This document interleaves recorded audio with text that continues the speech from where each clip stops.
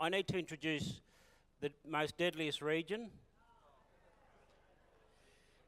They are the deadliest region, Sydney, Newcastle, Central Coast. And please put your hands together for our presenters. CEO from Wonnarua, Mr. Andrew Smith.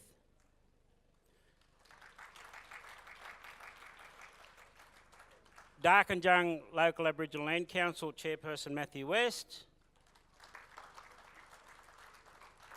And have we got our Metro delegate here? Metropolitan Local Aboriginal Land Council?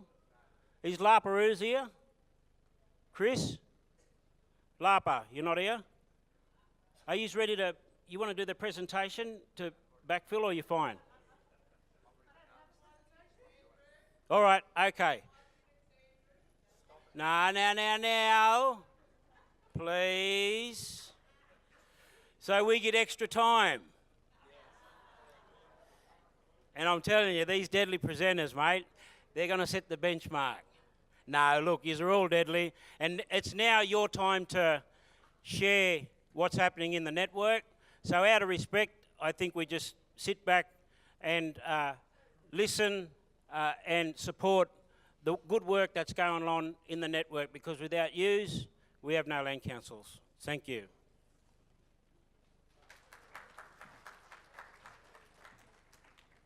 Thank you, Chairperson. Just real quickly, Anakanya Marang Nyura Anti Yitirpang Andrew Smith, Naktua Wonnarua Kal, Yi Wonnarua Para, Yi Wonnarua Wampa Para, Yi Anti Yanka Anta. That's, my name is Andrew Smith. I am actually a Wonnarua man, and thank you to Uncle Warren Taggart last night for his welcome. This is Wonnarua Country and will always be Wonnarua Country. Where's my paperwork here? This clicker. The clock's already ticking down. I just want to acknowledge very quickly, I am the CEO for the Wonnarua Local Aboriginal Land Council.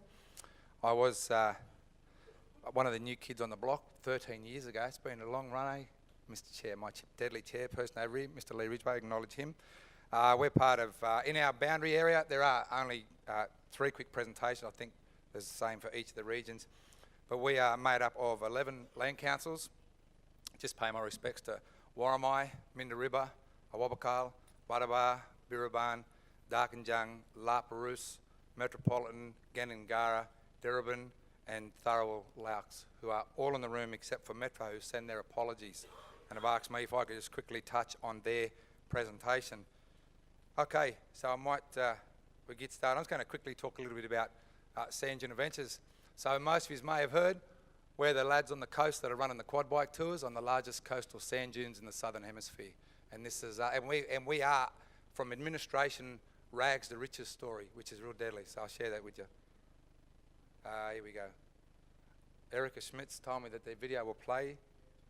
That's it now. This is.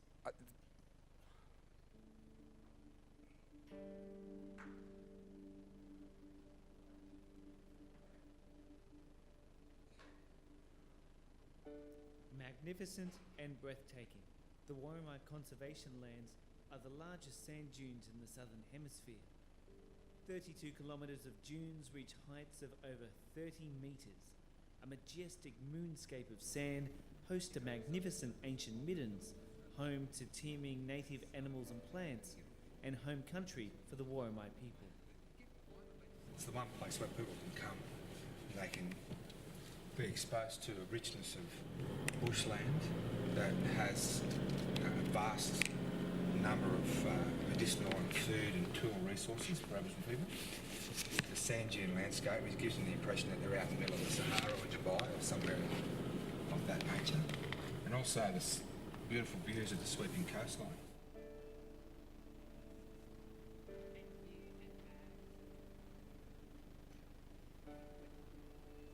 Wonnarua man Andrew Smith is the CEO of the Wonnarua Local Aboriginal Land Council, a job he's held for more than a decade. Under his tenure and with board guidance, the Wonnarua Conservation Lands and Stockton Dunes are also home to Sand Dune Adventures. It's a very successful not-for-profit tourism enterprise owned and operated by Wonnarua Local Aboriginal Land Council. The dunes themselves are probably one of Australia's best kept secrets. People hear about the Wonnarua conservation lands and the Stockton sand dunes, but they never truly understand how big and how vast they are until they get out here in this space. Getting to do that with an Aboriginal guide on a quad bike adds to that excitement. But every single tour is exposed to, one, who we are as a business, Aboriginal owned and operated, not-for-profit social enterprise. It's about training, development, employment. Thank you for choosing us. You're really contributing to our community, and they love that aspect. We don't market on that basis, but they love finding out that that's part of what they're now part of that space. Head of Sales and Marketing is Worimi woman Joanna Smith, who worked with the LAUC for a number of years before moving to Sand Dune Adventures. Joanna visited China last year to talk with tourism agents there about the unique nature of their business. We had 45 appointments in Xiamen, and then another 46 appointments in Beijing. So yeah, we're going from one to the other. Over what period of time? 5 days, I think it was. Yeah, so it was over and back, but it ended up, yeah, bang, bang, yep.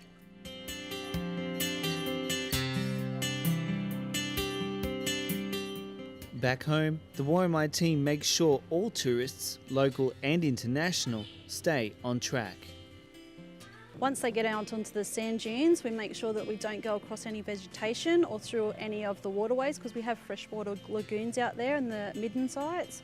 So with all the guides knowing that, and we always make sure that there's minimum of 2 guides on every tour, one at the front, one at the back, and then if we've got any more than 10, then we'll add extra guides and so on and so on.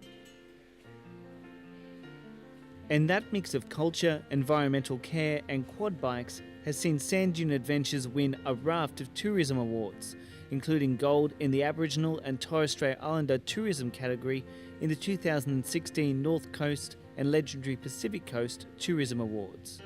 The team also took silver in the Adventure Tourism category. Andrew Smith says the awards recognise the importance of Aboriginal owned and operated businesses. It's a fine balance between the whole lot that has created great not only economic wealth but cultural wealth for us as an Aboriginal community, but also the wider community to better understand who we are and how we contribute and participate in their space. So yeah, that's what we're doing.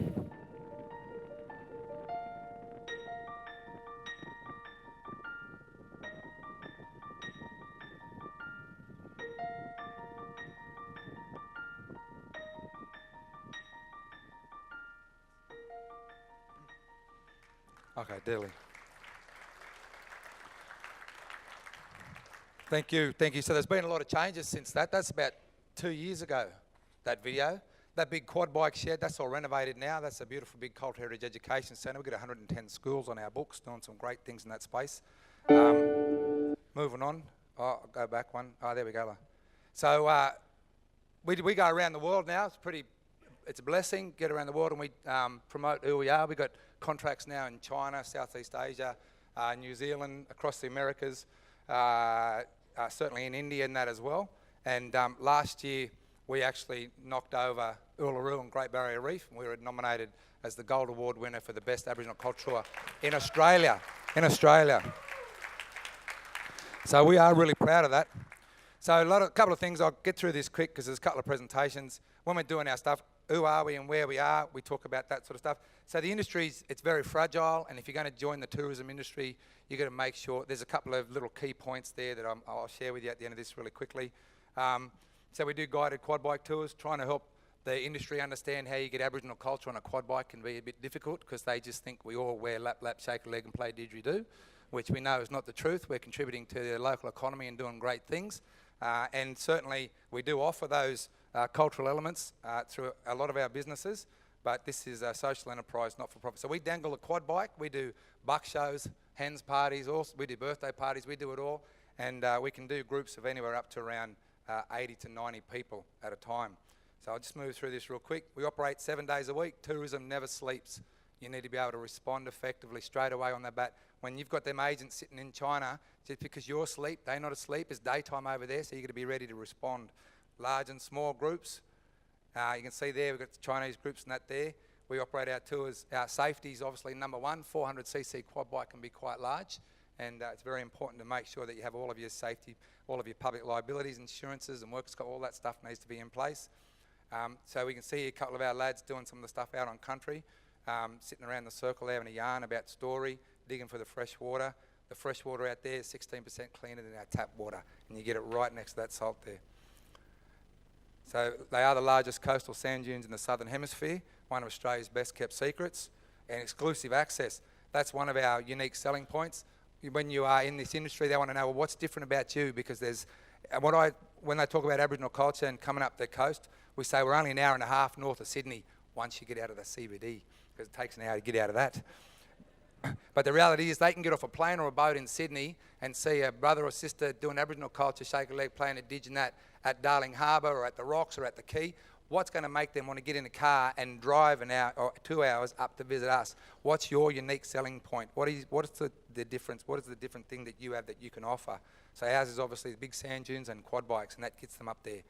So you've got here doing some of the cultural stuff. We take them through the bushlands there and show them all them deadly resources. No experience is necessary.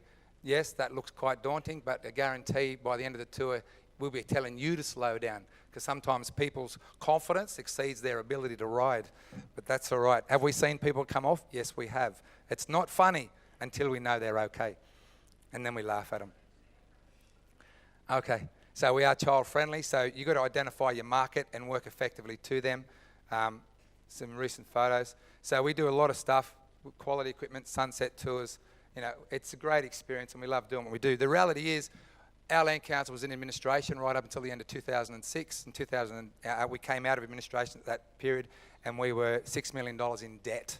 As a result of having land ownership, and land is very important, and Senator Scullion talked about land is at the heart of who we are. We agree, it's one of the strongest pillars of our culture, and the land sustained us in a traditional environment once upon a time. The reality is we don't chase kangaroos and live in lumpies anymore. We're going to utilise that land for the best opportunities. We went through a couple of exercises and identified land categories, and one of them was for economic development. We're not in the business of selling land. We haven't sold any land under my tenure, which we're very proud of. We believe that those that gain the opportunity, those that hang on to their assets. And so we started on a wing and a prayer. I went around to 4 banks and I begged as hard as I could for money on a skeleton business plan. The St George Bank gave us $95,000. We bought 8 quad bikes because they were $9,500 each, and I told them I was going to get 10. I only bought 8, and I used that little bit of difference for some marketing and a flyer. And I seriously kid you not, my chair will attest to this. I stood on that main road at the front of our land council as a CEO with a pizza sign. I couldn't do them fancy dances. And I basically just had quad bikes on it. We had 8 quad bikes. In our first year, we turned over $85,000, which we're pretty happy of. Today, we currently have 115 quad bikes, and last year we turned over $1.8 million, which is a great feat.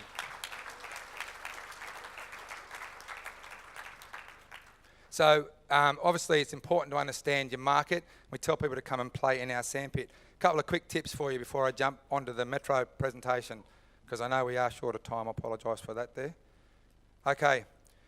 The Aboriginal Land Rights Act. I just want to say this. Do I get frustrated with it? Absolutely. Every bloody day. And I've recently and thank you to NSWALC for supporting our applications and the staff at NSWALC that I can call upon on numerous occasions.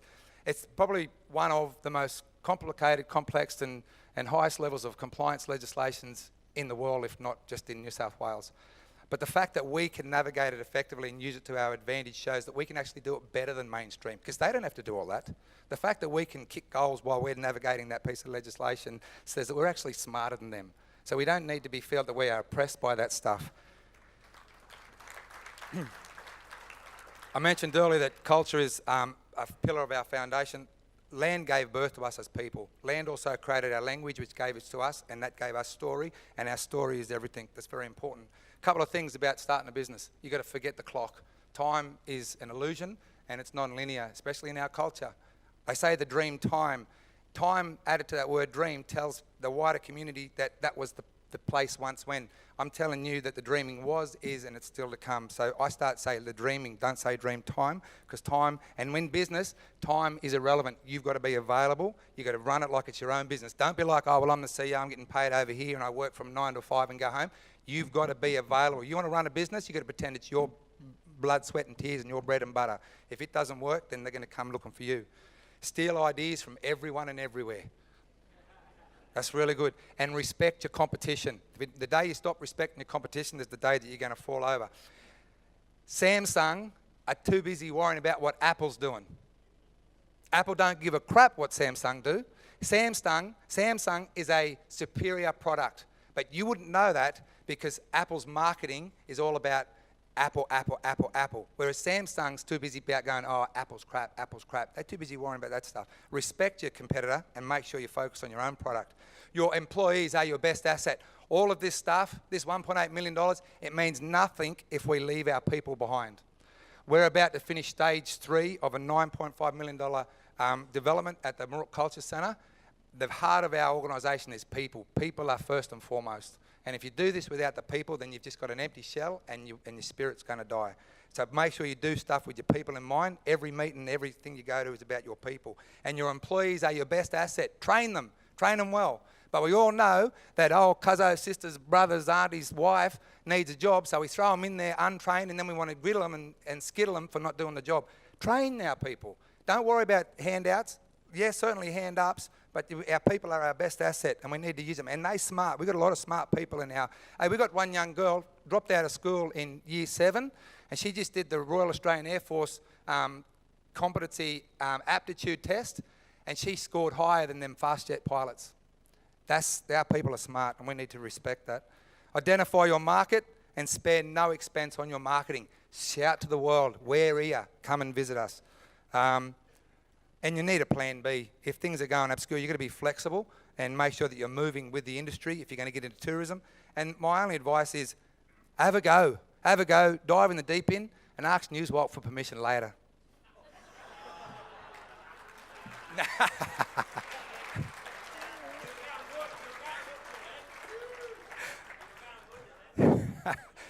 They will support you. Don't worry, they want to see you succeed. But, okay, Metro Land Council sends their apologies. CEO Mr. Nathan Moran asked if I could please just quickly present his little spiel here. So this artwork depicts the connections that Metro LAUC has across the community. It's a very big landscape, and we all know that Metro in their location, along with LAPA, sit right there in the beating heart of first impact. That's what I call it, or first contact. You know what I found interesting the other day? Someone spoke to me about this, about my elders. Here in Wonnarua Country, we were impacted by European settlement around the 1830s. So my old people today are the grandchildren of first contact. That's mad, eh? Think about that. We're not talking the way back when. We're talking about it's still very alive and living today, you know what I mean? And some of that grief is still there. So there's a video here. It's correct. Erica, where's Erica Smith? Put your hand up, please. There's a video coming up in a minute at the end. Okay.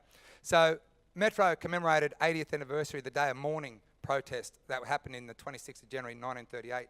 And if any LAUC is interested in getting a copy of that video, please contact them. Metro is also proud to have worked with descendants of the Cooper and the Ferguson families to seek to honour them as the 1938 Day of Mourning leaders and organisers who paved the way for the New South Wales land rights system that we all get to enjoy today. So Metro proudly now has Moon Rock registered as an Aboriginal place. It's a deadly site there in the North Shore of Sydney. It has carvings of the moon cycles in the rocks. I guarantee, look it up or go and visit this mob and go out there and have a look. It is fantastic. The site depicts Biomi's dreaming and or creation story of the night sky. We hope that you enjoy this short video highlighting Metro's culture and heritage work on Moon Rock, completed with the Office of Environment and Heritage Protecting Our Places grant. And this is the Metro video. That's going to start. I'll press it again.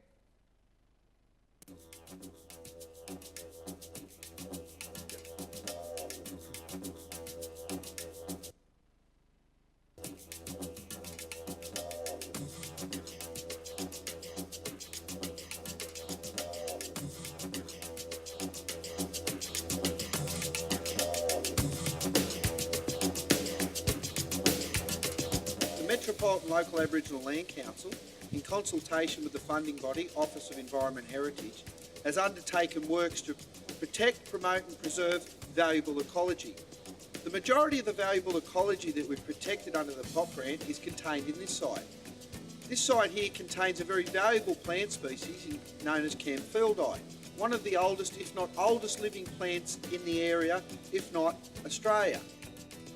My name's Larissa Cooper and I'm the Culture and Land Officer at the Metropolitan Local Aboriginal Land Council. I'm a qualified bush regenerator and have been carrying out the final works for the POP grant with fellow staff members and contractors. As you can see here was an example of one of our tracks we had blocked off that led to a pocket of a rare and threatened species known as the Eucalyptus camphildii. This plant, better known as a stringy bark or a midget stringy bark, is a very valuable plant species that has been under threat as a result of illegal access by motorbike riders. And in undertaking these POP works, you can see in the signs that we have erected that this work is ongoing work. We still have to deal with illegal trespass, be it from motorbike riders, push bike riders, mountain bike riders and horse riders. They have already demolished one of our blockages. In doing so, we did put up signage that has been completely ripped down, outlining to community to make them aware that the area was closed due to the threatened species. This is an example of one of the barriers that the Land Council has constructed under the POP grant. The barrier here is forming a very, very vital barrier using plant species, obviously also some minimal fencing. But behind us here is a very sacred cultural site, as the signs attest. That's right. This culture is the culture of the land that everybody lives in, and it needs to be preserved for generations to come. What we need to do is to have this kind of signage around to protect these sites, but also for the local people around this area. That means the white people take a pride in the cultural heritage that's right beside their backyard. We had blocked off many tracks right around the Eucalyptus camphildii pocket due to it being such a rare and threatened species, and outlining on the other signs of the penalties that occur when damaging such a rare or threatened species. We need to educate people like bike riders, trail bikes, motorbikes, horse riders, that what you're bringing into this environment is the degradation of the land, and it damages the cultural heritage of the area, let alone our engravings that are all over Australia. This is a big part of conservation. Now, because this land is a lot larger to maintain and protect, this is a prime example of why the Metropolitan Local Aboriginal Land Council will be needing ongoing financial support to help protect and maintain our natural bushlands. And it's our aim that over time that we can educate those groups about the value of the ecology in this site, alongside the ecology, of course, the culture and heritage site. We have a number of culture and heritage sites also contained in this area. It belongs to all of us. And if you don't look after it, you're doing away not only your children's understanding of the culture of the land, but you're also denigrating the traditional owners. But predominantly with the POP grant, we've been able to protect and preserve a very valuable plant species known as Camphildii. We hope to one day have the rest of the community join with us in enjoying and preserving and protecting this valuable ecology for everyone's benefit into the future. It belongs to all of us. This is ancient culture. We all need to look after it.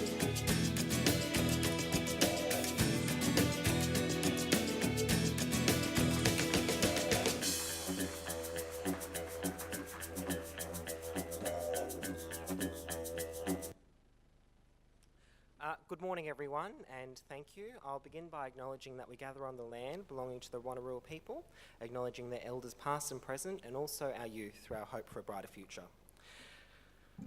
So I'll begin briefly by providing some context about Darkinjung. We recently underwent some changes which meant we had the opportunity to look back and also to look forward. And we noticed that we were quickly falling into a trap which most Aboriginal land councils find themselves in, the rock and the hard place, the sell and the spend, where we were quickly becoming entrapped in a notion that in order to provide for our community, we must sell our assets. This was incredibly difficult because we have a very broad agenda to provide for our community, but what's more, our community is growing at an exceptional rate, the fastest rate in New South Wales, the fastest rate in the country. How could we seek to use our land base and our assets to provide for a community growing so quickly long into the future? And the reality is that the sell and spend that we were so comfortable with was not a way in which we could continue to survive, and certainly not to thrive. What we hope to continue to do is strengthen our culture in our community, to manage and preserve our land, land which we own, land which we reacquired at great difficulty, and land which we hope to rehabilitate and to strengthen, generate social returns and economic benefits for our community who are the most deprived in the nation because of past dispossession, and also more contemporary policies which actively sought to keep Aboriginal people from participating in the economy, and also to promote and strengthen our Aboriginal community at large in the Central Coast and more broadly within the state. We do this through a range of social programs, including sponsorship programs. We also run a funeral fund. We provide emergency relief. But these are just small things that our community want us to do. They're looking at our Land Council now. They're seeing that we have a responsibility to move from a phase of resource acquisition into one of resource utilisation. Our Land Council has a great responsibility to our community to provide for them, as all of us do. They look to us to be the stewards not of just their wealth, but of their prosperity. That comes with great responsibility. It's a great challenge, but one we at Darkinjung look to proudly and are tackling head on. We look at affordable housing programs, the funeral fund, the protection of Aboriginal sites, development opportunities, sponsorship, land management, but most importantly, sustainability. Any program that we run as a land council throughout the state which is not sustainable into the future, which is not reliable for our members in their time of need, that is not reliable for generations to come, is one which is diminished. Anything that we undertake, we must undertake with a responsibility to provide long into the future, so that when it is needed, it is there. We recently also underwent the Darkinjung Barker Initiative, which is a partnership with the Barker Private College in North Sydney, and we've opened up a small campus on the Central Coast, which services about 30 children. The results of that are very, very promising. The kids are very excited, and so far every graduate from that school has also received a full scholarship to the Barker College in North Sydney, which is an incredible opportunity for our children's future so that they can continue to succeed. But how are we going about providing this sustainability? We went back to the drawing board and we looked at every community benefit that our community wanted from us and every community benefit we currently provide, and we tied each and every one of them to a development project that we could seek to execute to ensure that it was deliverable and it was sustainable long into the future. These are the specific projects themselves, but they actually tie into a much larger project, which is the Darkinjung Intergenerational Wealth Fund. Similar to the initiative which is taken up with NSWALC, which is its statutory investment fund, Darkinjung has taken the same approach. No land is sold without being directly invested into developing our own land assets or into this fund. It was established with an endowment of $20 million, and it's currently grown to 22.4, which is a considerable return in a 2-year period. And the policy also prevents withdrawals for a 5-year period so that it has the opportunity to grow.